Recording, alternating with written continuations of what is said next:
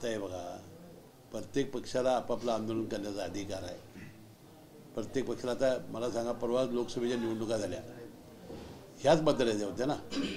आणि 31 ज्यावेळेला महाविकास आघाडीची निवडणूक आली त्यावेळेला मतचोरी झाली नाही आणि 17च फक्त आले.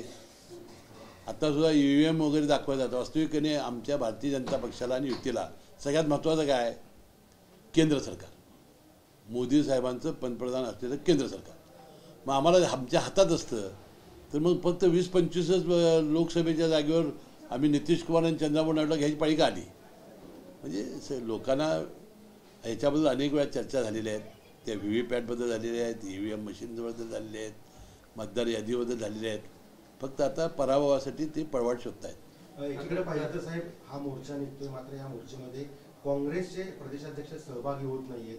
कुठेतरी त्यांचं जुळत नाही अशा पद्धतीचं. आता हा त्यांचा व्यक्तिगत प्रश्न आहे, तुम्ही त्यांना विचारा ना, ते कधी जुळणार नाही.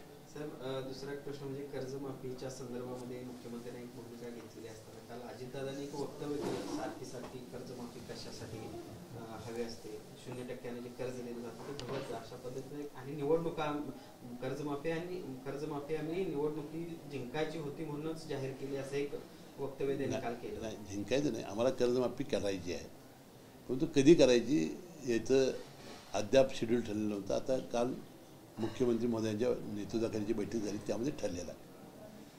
आता याचे दुष्परिणाम सुद्धा आपण जाणून घेण्याची आवश्यकता आहे. काय आहे? आता पवारसाहेबांच्या काळामध्ये एकदा देशामध्ये कर्जमाफी झाली होती, एकदा उद्धव ठाकरे साहेबांच्या काळामध्ये झाली, एकदा देवेंद्र फडणवीस साहेबांच्या काळामध्ये झाली. 3 वेळा कर्जमाफी होऊन सुद्धा अजून शेतकरी स्वबळावर व्हायला तयार नाही. त्याला अनेक कारणं असतील, नैसर्गिक कारणं असतील, इतर कारणं असतील. आणि अजितदादा म्हणतात ते तंतुत खरं आहे की आपण 5 लाख रुपयेपर्यंत पश्चिम महाराष्ट्रातल्या जिल्हा मध्यवर्ती बँका आणि अनेक बँका या कमी व्याजानं शेतीसाठी कर्ज देत आहेत. त्याशिवाय किसान सन्मान योजनेसाठी आपण महिन्याला त्यांना पैसे देतो आहे. आता आम्ही हमीभाव ठरवलेला आहे, खरेदी केंद्र काढलेली आहेत. असं असताना ही सातत्याने कर्जमाफी करावी लागते.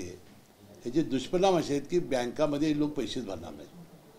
आता जी समिती नेमलेली आहे, मी जिल्हा मध्यवर्ती बँकेचा, मी मंत्री म्हणून बोलत नाही, मी जिल्हा मध्यवर्ती बँकेचा चेअरमन म्हणून बोलतो आहे. काय परिस्थिती आता बँकांची होईल? शेतकरी पैसे भरायचं बंद होईल. आता ताबडतोबीने ह्या समितीनं हे कुणाला माफी मिळणार आहे? आमचं स्पष्ट मत आहे की 3 वेळेला सुद्धा कर्जमाफी होऊन सुद्धा ज्या शेतकऱ्यांना पुन्हा पुन्हा कर्ज घ्यायची आणि हे माफीची वाट बघायची असे जे लोक असतील त्यांना कर्जमाफीच करू नये. जे खरोखरच नैसर्गिकरित्या अडकलेले आहेत, ज्यांचं आता, आणि ते कसे स्वावलंबी होतील, हे एकदा कर्जमाफी दिल्यानंतर ते स्वतः पावर कसे उभारतील, त्यांना असा प्रसंग पुन्हा येणार नाही, अशी एक व्यापक काहीतरी योजना या समितीने केली पाहिजे. आणि जिल्हा मध्यवर्ती बँकांनी, सगळ्याच बँकांनी ज्यांनी पीक कर्ज दिलेलं आहे त्या फार मोठ्या संकटात सापडतील. त्याचे फार मोठे दुष्परिणाम बँकावर होतील. आणि बँकेवर परिणाम झाला की शेती कर्जासाठी देण्याला सुद्धा त्या बँकांची फार मोठी अडचण होईल. अजितदादांनी जे बोलले ती थोडी वस्तुस्थिती आहे. मला वाटतं या समितीनं ताबडतोबीनं आपण माझं तर मत आहे की प्रामाणिक बनणाऱ्या शेतकऱ्यालाच कर्जमाफी झाली पाहिजे, त्यालाच प्रोत्साहन दिलं पाहिजे. समितीला 30 जूनपर्यंतची मुदत दिलेली आहे, मात्र 31 मार्चपर्यंत ही सगळे कर्ज भरायचे असतात. नाही, ती करायची फक्त खरीप पिकाचं कर्ज मिळायचं ही 31 मार्च आहे आणि रब्बी म्हणजे ऊसाची वगैरे जी आहे ती 30 जून आहे. साहेब, खरं तर आज सत्तेचा मोर्चा निघतोय असं ते आहे की टॅगलाईन ते करण्यात आले आहे.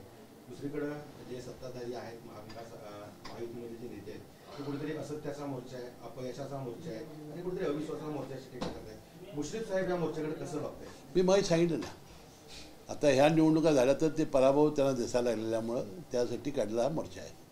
चंद्रकांत दादा काल सांगली जिल्ह्यामध्ये प्रामुख्याने होते. निवडणुका आणि आगामी निवडणुकांचं एकूणच वाटप आणि विशेषतः पदवीधरच्या बाबतीत देखील त्यांनी एक महत्त्वाचं वक्तव्य केलं. एक प्रकारे पदवीधरच्या बाबतीमध्ये त्यांनी एक उमेदवारी जाहीर करून टाकलेली आहे. कसं बघताय? नाही, आता चंद्रकांत दादांची आणि आमच्या तिन्ही पक्षांची त्यांच्याच बंगल्यावर एक 2-3 दिवसापूर्वी बैठक झालेली होती. स्थानिक स्वराज्य संस्थेच्या निवडणुका कशा लढवायच्या त्याबद्दल त्यांनी विधान केलं. हे खरोखरच दुर्दैवी आहे, कारण आचारसंहिता आल्यानंतर पुन्हा बसायचं ठरलेलं होतं. आता ज्या जागा आहेत त्या तिन्ही पार्टीने बसून ठरवायचं आहे आणि ठरलेलं आहे. की ज्या जागा गेल्या वेळेला असतील किंवा त्याच्यावर मतांतर असू शकतात, समजा एकत्रपणानं जर निवडणूक नाही लढवता आली तर स्वतःच लढायची, परंतु महायुतीचा झेंडा फडकवायचा हे आमचं ठरलेलं आहे आणि एकमेकावर टीका करायची नाही. आता दुसरा जो पदवीधर मतदारसंघाचा आहे त्याच्यामध्ये त्यांना माहिती नाही की अजून 1 वर्षभर निवडणूक आहेत. 1 वर्षाच्या निवडणुकीबद्दल आत्ताच चर्चा का होती उमेदवाराची मला कळत नाही. गेल्या वेळेला शरद पवार गटाचे अरुण लाड हे राष्ट्रवादीचे उमेदवार विजयी झालेले होते. अरुण लाडांनी पक्ष बदललेला नाही, त्याच्या चिरंजीवांनी बदललेला आहे.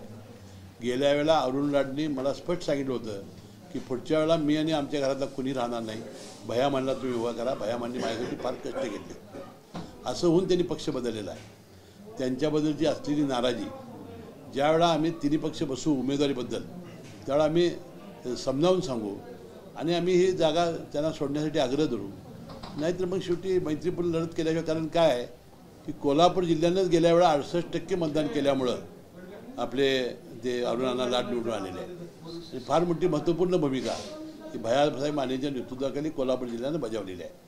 आमचा हा मिरिटचा वाद आहे, आमचा हक्क आहे आणि आम्हाला हे तिकीट पाडण्यासाठी आम्ही देवेंद्र फडणवीस साहेबांना सगळं समजावून सांगू आणि आम्ही कसं निवडून येणार आहोत आणि हा शरद लाड कसा पराभूत होणार आहे हे आम्ही गणिताद्वारे त्यांना पटवून देऊ. पण मुंबईमध्ये जागा वाटपाच्या संदर्भात प्राथमिक चर्चा किंवा तुम्ही म्हणताय त्या पद्धतीनं आरक्षण जाहीर झाल्यानंतर या संदर्भातली पुढची चर्चा करायचं असं तुम्ही म्हणताय त्या पद्धतीने ठरले असताना मग चंद्रकांत दादा जाहीरपणे अशा पद्धतीनं नाही, आता जेव्हा पुन्हा बैठक होईल त्यावेळेला आम्ही चंद्रकांत दादाला विचारू की दादा असं ठरलं असताना असं वक्तव्य करणं बरोबर नाही. तिन्ही पक्षामध्ये विनाकारण गैरमेळ होतोय.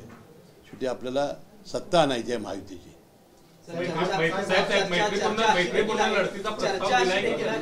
चर्चा अशी देखील आहे की मुंबईमध्ये एक बैठक झालेली आहे ज्यामध्ये भाजप आणि शिवसेना शिंदे गट कोल्हापूर जिल्ह्याच्या अनुषंगानं की भाजप आणि शिवसेना शिंदे गट एकत्र राष्ट्रवादी वगळून ही निवडणुका एकत्र लढवाव्यात अशी चर्चा झाल्याची नाही.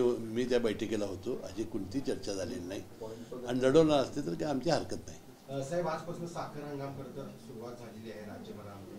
एकीकडे तो सुरू होत असताना दुसरीकडे कोल्हापूर जिल्ह्यात स्वाभिमानी शेतकरी संघटना असेल, आंदोलन संघटना असेल, खूप मोठ्या प्रमाणावरती रस्त्यावरती उतरलेले आहेत. ट्रॅक्टरच्या ट्रॉली असतील, त्यांचे टायर पेट्रोलचे आहेत आणि खूप काल देखील रात्री शिरोळमध्ये खूप मोठा संघर्ष. कशाबद्दल ऊस दराच्या मागणीसाठी हे नाही. ऊस दराबद्दल म्हणजे आपला केंद्र सरकारचा आणि राज्य सरकारचा FRPचा कायदा आहे ना.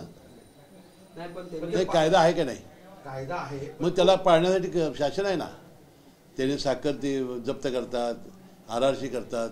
एकाही आमच्या जिल्ह्यातली FRP तटलेली नाही, 1 पैशाची तटलेली नाही. प्रश्न आहे पण या वर्षीचा ऊस दर जो आहे तो 3700 नाही. ह्यावेळेचा दर म्हणजे मला कशावरच्या आधारित दर आहे? FRP तुमच्या आंदोलनामुळं, दरवर्षी होणाऱ्या आंदोलनामुळं FRPचा कायदा केला ना. मग आता FRPच्या कायद्यापेक्षा दुसरा कुठला कायदा आहे? माझं मत आहे की तुम्ही गेल्यावर बघितला तर ह्याही वर्षी फक्त 3 महिने हंगाम गेल्या वर्षी चालला, 9 महिने बसून पगार द्यावा लागला.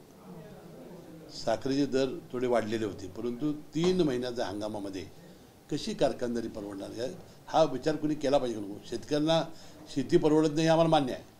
त्यासाठी तर सगळं आम्ही शेतकऱ्यासाठी सगळं चालू केलं आहे. 5 लाखाचं बिनव्याजी कर्ज, किसान सन्मान योजना राज्याची, केंद्राची म्हणजे पंतप्रधान मोदी साहेबांची, त्याशिवाय खताचे दर आम्ही वाढू देत नाही, त्यांचे सगळा शेतीमाल आम्ही घेतोय. असे अनेक प्रश्न आहेत. म्हणजे काय शेतकरी सुखी असं म्हणणार नाही, कारण या संकटामुळं अतिवृष्टी, अवकाळी पाऊस, आता पिकं आता कापलेली आहेत, ती म्हणजे शेतातच आहे, ती वाळू देना. म्हणजे ती नैसर्गिक साहित्य त्याला मदत आम्ही देणारच आहे. 32,000 कोटीचं पॅकेज दिलेलं आहे.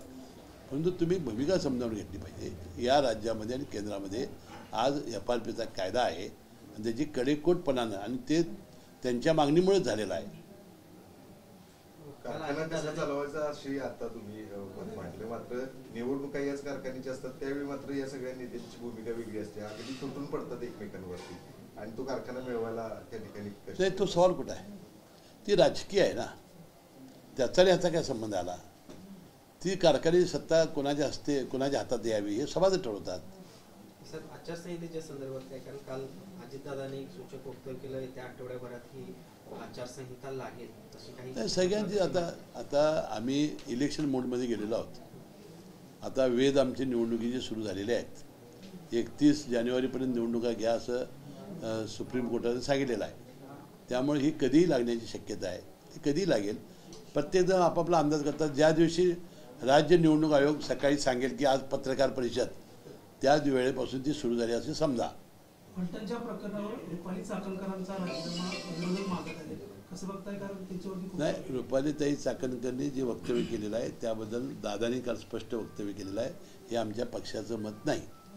आता राजीनामा घेणार का नाही घेणार हे काय माझी माहिती नाही, मला माहिती नाही. ते अजितदादा आणि सुनील तटकरे साहेब आमचे प्रदेशाध्यक्ष हे नेते मंडळी ठरवतील. साहेब, संजय राऊत या सगळ्या मोर्चाला देखील नसणार आहेत. त्यांनी काल एक पत्र देखील आहे तब्येती संदर्भात, त्यांनी एक पत्र ते खरंच काल आम्ही वाचल्यानंतर आम्हालाही दुःख झालं. ठीक आहे, विरोधक होते, ती भूमिका मांडत होते. शेवटी लोकशाहीमध्ये विरोधकसुद्धा असला पाहिजे आणि त्यानंसुद्धा आपलं मत प्रभावीपणानं मांडलं पाहिजे. संजय राऊत हे अतिशय प्रभावीपणानं आपलं मत मांडत होते. अशा व्यक्तीवर मला वाटते गंभीर काहीतरी झाल्याचं ते स्वतःच म्हणतायत. परमेश्वर त्यांना यातून सावरण्याची शक्ती देवो आणि ते लवकरात लवकर बरे होऊन सकाळी 9चा भोंगा त्यांचा वाजत राहो अशी मी प्रार्थना करतो. आप्पे पाटील आज भाजपमध्ये प्रवेश करतात, त्याबद्दल काँग्रेसला खिंडार पडलेलं वाटतं, कारण महायुती की इकडे भक्कम होते आणि काँग्रेस इकडं नाही. आता तिन्ही पक्षाने आम्ही ठरवलं जे येईल त्याला घ्यायचं. पण ते झालं, पण तिकडं गडिंगला तिकडे कुपेकर आणि राजेश पाटलांच्या मनोमिलनाच्या चर्चा आहेत. तुम्ही त्यामध्ये मध्यस्थी करताय? नाही, आता हे बघा, कुपेकर साहेबांचा जो जुना गट आहे तो राष्ट्रवादीचाच आहे आणि त्यामुळं ते दोघं एकत्र चर्चा करत असतील तर माझा त्या निश्चित आशीर्वाद असणारच ना. मी राष्ट्रवादीचा आहे, परंतु त्यांनी राष्ट्रवादी अजितदादा पवारांच्या पक्षामध्ये यावं अशी आमची त्यांना विनंती आहे. नंदाताईंना असं काही आव्हान केलं आहे, विनंती केलेली आहे आणि मला वाटते ते तयार होतील असा माझा विश्वास आहे.